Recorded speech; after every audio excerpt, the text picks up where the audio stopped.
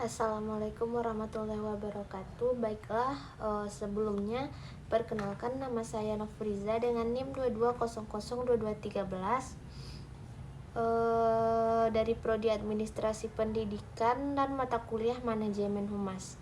Baiklah, pada kali ini saya akan memaparkan mengenai tugas pertemuan 4, yaitu mengenai kaitan antara komunikasi dengan public relation, yaitu analisis untuk melihat bagaimana sebenarnya komunikasi ini sebagai dasar dari public relation. Seseorang yang terlibat dalam public relation ini berkaitan dengan data dan fakta dari public relation. Dalam hal ini public relation mereka harus mampu mengkomunikasikannya, menyampaikannya.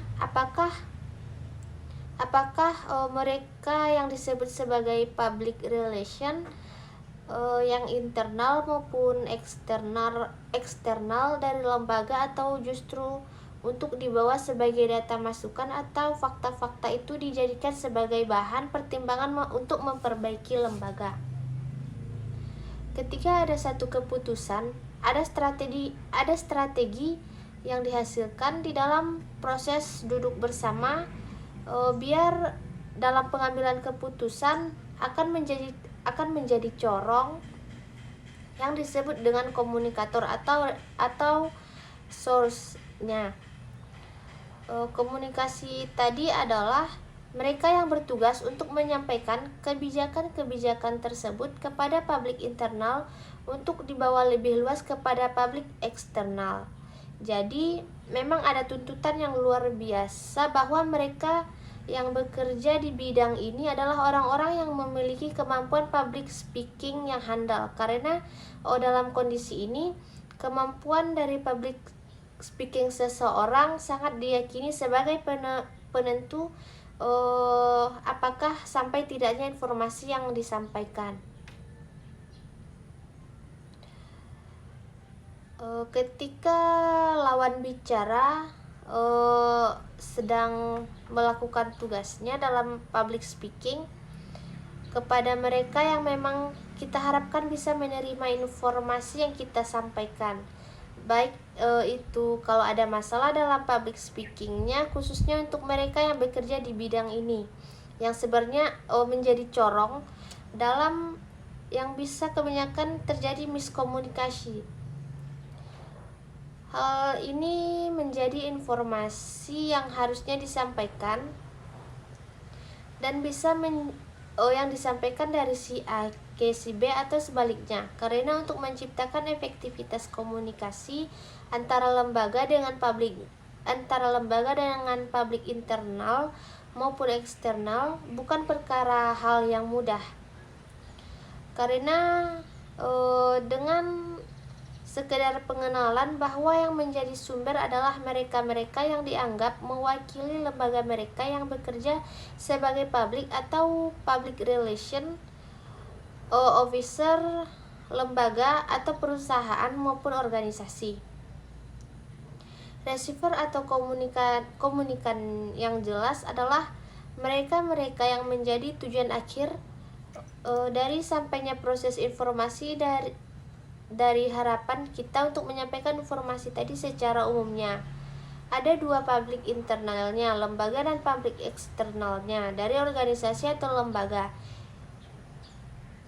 Kalau terkait dengan informasi yang ada hubungannya dengan daya serap lulusan terhadap dunia kerja, berarti industri ini layak disebut sebagai receiver.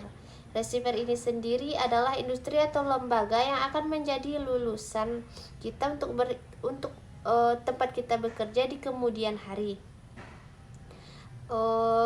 Hal ini juga ada media yang perlu dimanfaatkan.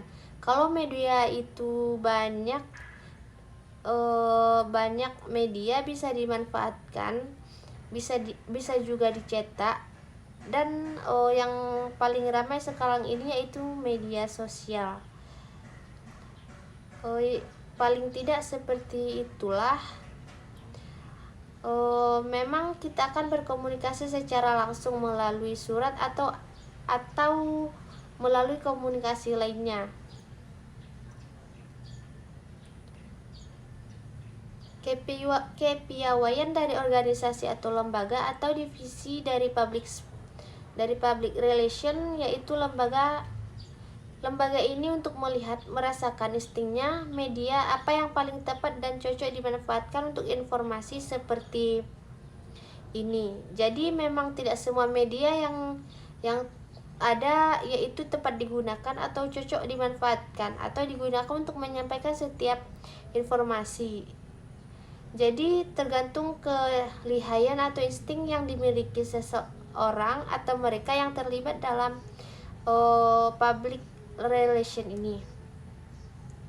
Proses komunikasi berawal dari resource atau sumber atau si pengirim pesannya, itu di mana gagasan, ide, persoalan, masalah, pikiran yang berasal dari yang kemudian akan disampaikan kepada pihak lain atau disebut sebagai publik.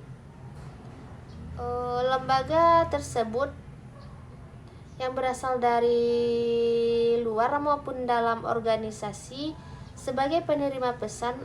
Yang kedua dari proses tadi adalah pesan atau message, yaitu apapun yang dilakukan oleh manusia, baik itu lisan maupun tulisan, melalui kegiatan public relation di setiap lembaga, kita biasanya menyebutnya sebagai sebuah pesan-pesan yang disampaikan dan dapat juga berbentuk sederhana, tapi bisa juga memberikan pengaruh yang sangat besar, dan itu cukup efektif dalam memperbaiki sebuah persoalan atau masalah yang dihadapi lembaga, bahkan meningkatkan citra dan nama baik lembaga tersebut. Komunikan atau publik yang kita maksud adalah sebagai orang-orang atau kelompok atau lembaga yang menerima pesan kita ingin sampaikan, yaitu sasaran atau target dari mereka adalah penerima yang bisa berupa individu ataupun kelompok ataupun lembaga atau bahkan suatu kumpulan besar manusia yang tidak saling mengenal satu sama lain. Proses ini memiliki efek, yaitu tanggapan atau respon atau feedback dari penerima pesan yang terbentuk atau yang mampu mengubah pesan tersebut.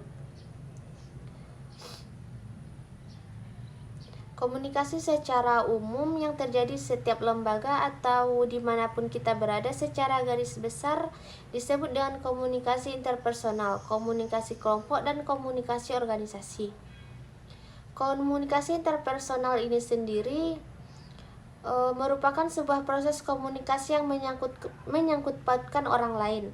Komunikasi interpersonal akan terjadi saat melakukan interaksi yang terfokus dengan isyarat verbal serta non-verbal dan saling berbalas-balasan. Bila tidak ada proses pertukaran verbal maupun non-verbal, maka hal tersebut tidak bisa dikatakan sebagai proses komunikasi interpersonal. Contoh dari proses komunikasi interpersonal ini sendiri yaitu percakapan antara dua orang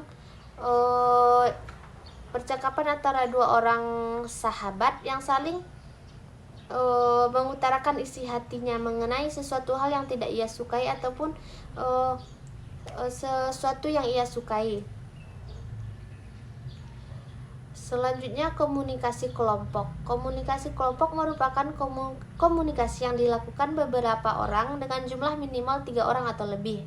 Dalam komunikasi kelompok, tiap orang akan berinteraksi satu sama lainnya untuk mencapai tujuan mereka, mengenal satu sama lain, dan memandang sebagai bagian dari kelompok. Contoh dari komunikasi ini yaitu komunikasi kelompok antara lain, misalnya di dalam komunikasi di kuliah, rapat, briefing, seminar, workshop, dan lain-lain. Dan yang terakhir, komunikasi organisasi merupakan bentuk pertukaran pesan antara unit-unit komunikasi yang berada di dalam suatu organisasi. Mungkin cukup sekian penyampaian materi dari saya. Cukup sekian dan mohon maaf jika ada kesalahan. Assalamualaikum warahmatullahi wabarakatuh.